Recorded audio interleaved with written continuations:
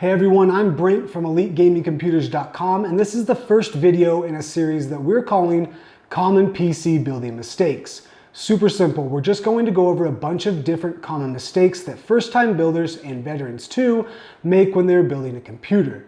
Now, each short video will be dedicated to one common mistake that people make building their PCs. And these first set of videos will be dedicated to the mistakes that people make when they're choosing components for their build. The second set of videos will deal with the common mistakes people make when they're building their PC. And the third set of videos will cover some common mistakes people make after their PC is built. The goal with this series is simply to help you ensure that you avoid making any of these mistakes so that when you go to build your own computer, you can get through the process much more smoothly. Now, if you watch all of the videos in the series before you go to build your system, I'm confident that you will get through your first build with as few setbacks as possible. Now, in today's video, we're going to take a look at a fairly common mistake that first-time builders make when they are choosing components. And that mistake is choosing a cheap, low-quality power supply. Now, before we start discussing what a cheap, low-quality power supply is, I first want to clear up the fact that not all inexpensive power supplies are low quality. There are some affordable units out there that will suit some users' needs depending on what they want to do with their system. For instance, I have this Corsair CX550M right here with me, and while it isn't a high-end power supply, for just 50 to 60 bucks, this unit will actually power a system with a GTX 1060 or even a GTX 1070 with no problems. Now, you wouldn't want to use this power supply with an even higher-end graphics card, and it definitely won't be suitable for extreme builds with multi-GPU setups. However, it's important to understand that just because a power supply is affordable, that doesn't mean it's not a viable option for the build you are doing.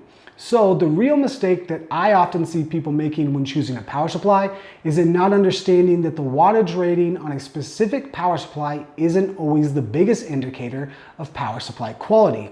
And what happens is first-time builders will go to purchase their components and they'll see an 850 watt power supply going for 50 bucks, and they'll assume that they're finding an incredible deal when in fact that power supply is probably just a piece of crap. And a piece of crap power supply should be avoided at all costs because it can damage your system. Now, sometimes certain retailers will have good deals or huge mail-in rebates, and you may be able to find a high-quality power supply at a really good price.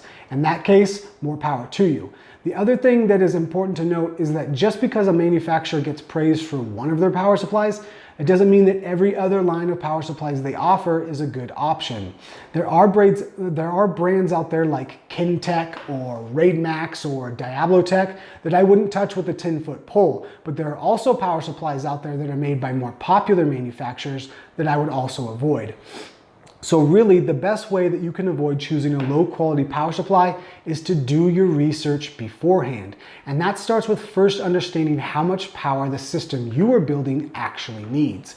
Now, the best way to do that is to simply use a power supply calculator. I personally I use Outer Vision's calculator, as I have found it is much more accurate than some other options out there. It essentially allows you to enter in all of the components that you're going to put inside of your build, and it will spit out a recommended amount of wattage you will need from your power supply.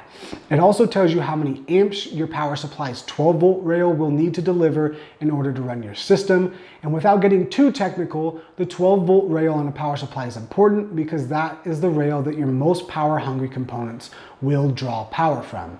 So for instance, if the calculator says your system will draw 25 amps on the 12-volt rail, you need to choose a power supply that has a 12-volt rail rating of at least 25 amps, and probably a little more to be on the safe side. From there, once you know how much power your system will draw, then you can start searching for a unit that will meet your system's needs.